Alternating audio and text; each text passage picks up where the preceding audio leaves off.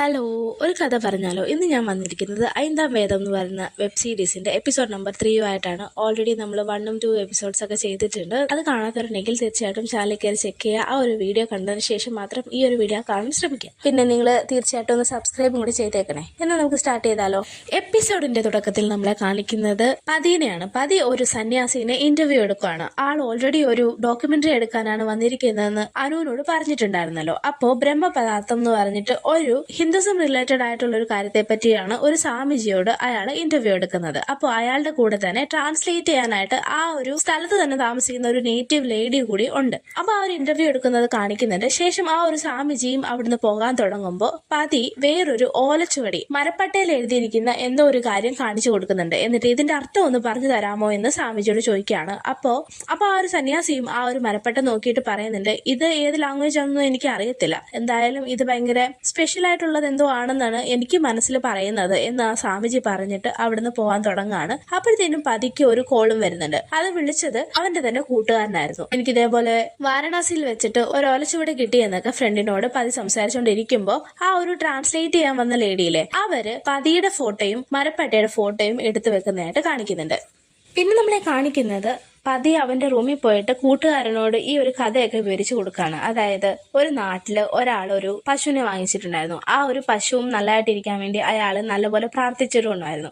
ആ പശുവും അയാളുടെ നല്ലതിനു വേണ്ടി പ്രാർത്ഥിക്കുമായിരുന്നു. ശേഷം അയാൾ മരിച്ചു കഴിഞ്ഞപ്പോൾ അയാളുടെ മകന്റെ കയ്യിലോട്ട് ആ ഒരു പശു എത്തിപ്പെട്ടു.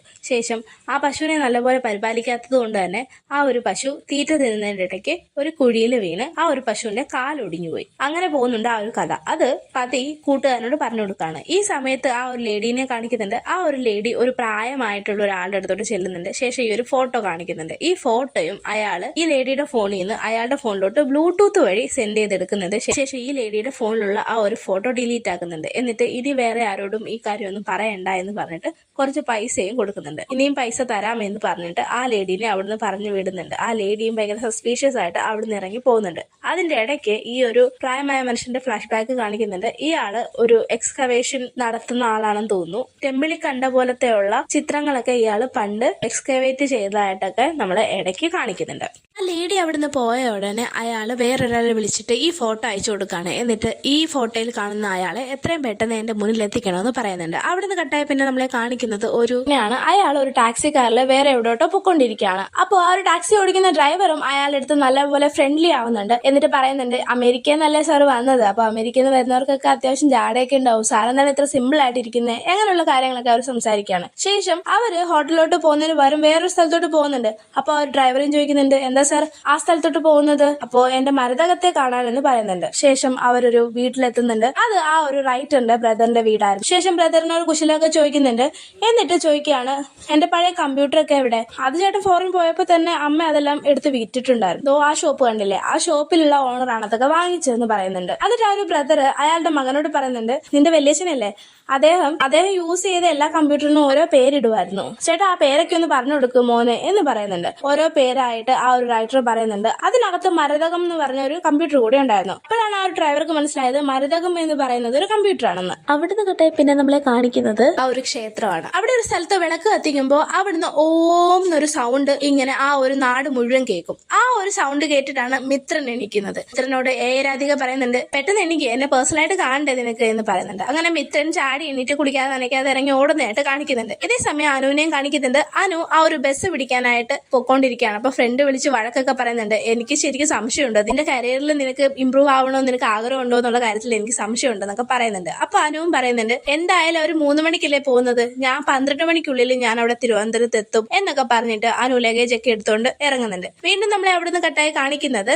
ആ ഒരു റൈറ്ററിനെയാണ്. ആ ഒരു ഷോപ്പിൽ ചെന്നിട്ട് റൈറ്ററും ആളുടെ ബ്രദറും കൂടി ആ ഒരു സിസ്റ്റത്തെ പറ്റിയൊക്കെ ചോദിക്കുന്നുണ്ട്. അപ്പോ അയാളും പറയുന്നുണ്ട്, ആ ഒരു ബ്രൗസിംഗ് സെന്റർ ഒക്കെ നഷ്ടത്തിലാ പോയത്, അതുകൊണ്ട് എന്റെ കൂടെ പാർട്ണർഷിപ്പിലുള്ള ആൾക്കാര് അവർ വേറൊരു സ്ഥലത്ത് ബ്രൗസിംഗ് സെന്റർ വെക്കാനായിട്ട് ഈ ഒരു സിസ്റ്റം എല്ലാം എടുത്തോണ്ട് പോയി ആ ഒരു പാർട്ട്നേഴ്സ് എന്ന്. അതിന് റൈറ്റർ ചോദിക്കുന്നുണ്ട്, ആരാണ് എടുത്തോണ്ട് പോയത്, എവിടേട്ടാണ് കൊണ്ടുപോയതെന്ന് അറിയാമോ? അയങ്കാരപുരം എന്ന് പറഞ്ഞൊരു ഗ്രാമത്തിലേക്കാണ് അവർ കൊണ്ടുപോയത്, എന്തായാലും അയാളും മരിച്ചു പോയെന്നാണ് ഞാൻ കേട്ടത് എന്ന് പറയുന്നുണ്ട്. വീണ്ടും നമ്മളെ കട്ട് ചെയ്ത് അനുവിനെയാണ് കാണിക്കുന്നത്. അനു അങ്ങനെ നടന്ന് ആ ഒരു ക്ഷേത്രത്തിന്റെ ഫ്രണ്ടിൽ എത്തുന്നുണ്ട്. അതുവഴി പോയ ഒരു ചേച്ചിയോട് ഓട്ടോ കിട്ടുമോ എന്ന് ചോദിക്കുന്നുണ്ട്. ആ ഒരു സ്ത്രീയും പറയുന്നുണ്ട് ഓട്ടോ ഒക്കെ വേണമെന്നുണ്ടെങ്കിൽ നേരത്തെ പറഞ്ഞു വെക്കണം, ഇനിയിപ്പോ ഒരു ബസ് സ്റ്റോപ്പിലെ കാണത്തുള്ളൂ എന്ന് പറയുന്നുണ്ട്. അങ്ങനെ അനു നടന്ന് എങ്ങനെയും ബസ് സ്റ്റോപ്പിൽ എത്തിയിട്ടുണ്ട്. ശേഷം അവള് ബസ്സിൽ കയറുന്നുണ്ട്.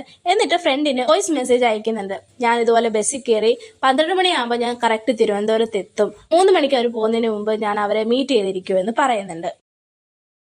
അവിടുന്ന് കട്ടെ പിന്നെ നമ്മളെ കാണിക്കുന്നത് തലവരെയാണ്. തലവര ഒരു ജോലിക്കാരൻ ആ ഒരു ബോക്സ് എടുത്തോണ്ട് കാട്ടിലോട്ട് പോയില്ലായിരുന്നോ?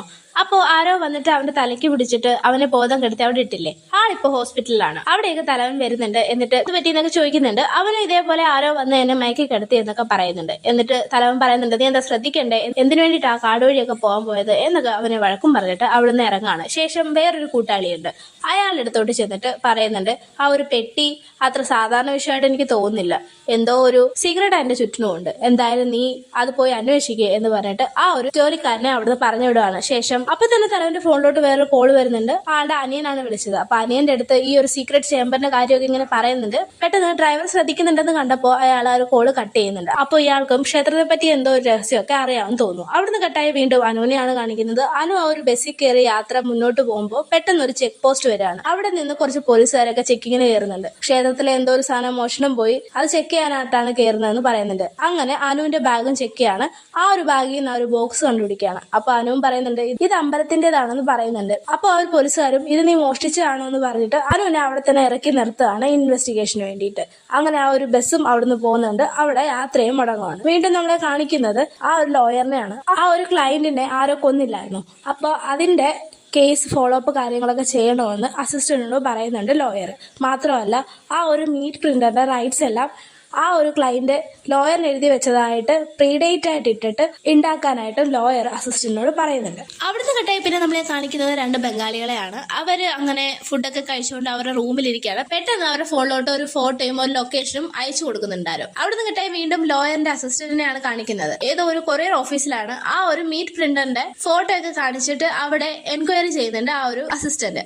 അപ്പൊ അവിടെ വർക്ക് ചെയ്യുന്ന ആളും പറയുന്നുണ്ട് ഓക്കെ ഇത് ഓൾറെഡി ആള് വാങ്ങിച്ചോണ്ട് പോയല്ലോ, അതോ നോക്കൂ സൈനൊക്കെ ചെയ്തിട്ടാണ് വാങ്ങിച്ചോണ്ട് പോയത് എന്ന് പറയുന്നുണ്ട്. അപ്പോ സൈൻ നോക്കുമ്പോൾ 2 സൈനും വ്യത്യാസമാണ്. അപ്പൊ അവരെ ഒന്ന് ഭീഷണിപ്പെടുത്തി ഇതൊരു മർഡർ കേസാണ്, ആളെ ഒന്നും നോക്കാതെ സൈൻ ചെയ്ത് വിട്ടു കഴിഞ്ഞാൽ നിങ്ങൾക്ക് തന്നെ ആയിരിക്കും പണി വരുന്നത്, എന്തായാലും ഇതിന്റെ ഒറിജിനൽ ഗേറ്റ് പാസ് ഒക്കെ എനിക്ക് ഏൽപ്പിക്കാൻ നോക്ക് പെട്ടെന്ന് എന്ന് പറഞ്ഞിട്ട് അസിസ്റ്റന്റ് നേരെ ലോയറിന്റെ അടുത്തോട്ട് ചെല്ലാണ്. എന്നിട്ട് ലോയറിനോട് ഡീറ്റെയിൽ ഒക്കെ പറയുന്നുണ്ട്. എന്നിട്ട് അയ്യങ്കാരപുരത്തേക്കാണ് ആ ഒരു പ്രിന്റർ പോയിരിക്കുന്നത് എന്ന് പറയുന്നുണ്ട്. അങ്ങനെ അവർ അയ്യങ്കാരപുരത്തേക്ക് പോവാനായിട്ട് റെഡി ആവുകയാണ്. പിന്നെ നമ്മളെ കാണിക്കുന്നത് ആ ഒരു ക്ഷേത്രം തന്നെയാണ്. അവിടെ ശംഭു പൂജാരി വന്നിട്ടില്ല, പകരം ആ ഒരു കുഞ്ഞു തിരുമേനിയാണ് പൂജ ചെയ്യുന്നത്. അവിടേക്ക് നമ്മുടെ രാധികയുടെ അച്ഛനും ചെല്ലുന്നുണ്ട്. രാധികയുടെ അച്ഛനെ ആ ഒരു കുഞ്ഞു തിരുമേനി പരിചയപ്പെടുന്നുണ്ട്. എന്താണ് ഇവിടെ വന്നതെന്നൊക്കെ ചോദിക്കുന്നുണ്ട്. അപ്പോ രാധികയുടെ അച്ഛൻ പറയുന്നുണ്ട് എന്റെ മകളുടെ ജാതകത്തിൽ ചൊവ്വാദോഷമുണ്ട്, അപ്പോ ഇവിടെ 48 ദിവസം വിളക്ക് വെച്ച് പ്രാർത്ഥിച്ചാൽ അത് മാറുമെന്നാണ് ഒരു ജ്യോതിഷം പറഞ്ഞത്, അതുകൊണ്ടാണ് ഞങ്ങൾ വന്നതെന്ന് പറയുന്നുണ്ട്. ഈ സമയത്ത് രാധികനെ കാണിക്കുന്നുണ്ട്. രാധിക പൂർണിയോട് വിളക്ക് വെക്കുന്ന കാര്യങ്ങളും ബാക്കി കാര്യങ്ങളും ഒക്കെ സംസാരിച്ച് അവര് കൂട്ടാവുന്നുണ്ട്. ശേഷം ആ ഒരു കുഞ്ഞു തിരുമേനിയും ആ ഒരു അച്ഛനെ ആ ഒരു ക്ഷേത്രം മുഴുവൻ ചുറ്റി കാണിക്കുന്നുണ്ട്. ഓരോ ശില്പങ്ങളൊക്കെ കാണിച്ചു കൊടുക്കുന്നുണ്ട്. എന്നിട്ട് അവിടുത്തെ ഐതിഹ്യങ്ങളൊക്കെ പറഞ്ഞു കൊടുക്കുന്നുണ്ട്. അപ്പൊ ഒരു ശില്പത്തില് ബ്രഹ്മ ഒരു കുഞ്ഞിനെ പിടിച്ചു നിൽക്കുന്നതായിട്ട് അയാൾ കാണുകയാണ്. അപ്പോ ആ ഒരു കുഞ്ഞു തിരുമേനിയോട് അയാൾ ചോദിക്കുന്നുണ്ട് എന്താ ബ്രഹ്മാവ് കുഞ്ഞിനെ പിടിച്ചോണ്ട് നിൽക്കുന്നത്? അതിന് മറുപടി പറഞ്ഞത് പക്ഷെ ആ ഒരു കൊച്ചു തിരുമേനി ആയിരുന്നില്ല, പകരം അവിടെ തൂത്തോണ്ട് നിന്നിരുന്ന അനുവിന്റെ ഭാഗ്യം മോഷ്ടിച്ചോണ്ട് പോയ ആ ഒരു സ്വാമിയായിരുന്നു. കാരണം എന്താന്ന് വെച്ചാൽ അവൻ ഉണ്ടാക്കിയതിനോട് അവന് പ്രേമം മോഹം അവന്റേതാണെന്നുള്ള അഹന്ത, അതാണ് കാരണമെന്ന് പറഞ്ഞിട്ട് ആ ഒരു സ്വാമിജി ഡാൻസ് കളിക്കാൻ തുടങ്ങാണ്. അതായത് ഈ ശിവനൊക്കെ കളിക്കുന്ന താണ്ഡവം പോലെ ഡാൻസ് കളിച്ചുകൊണ്ടിരിക്കുകയാണ്.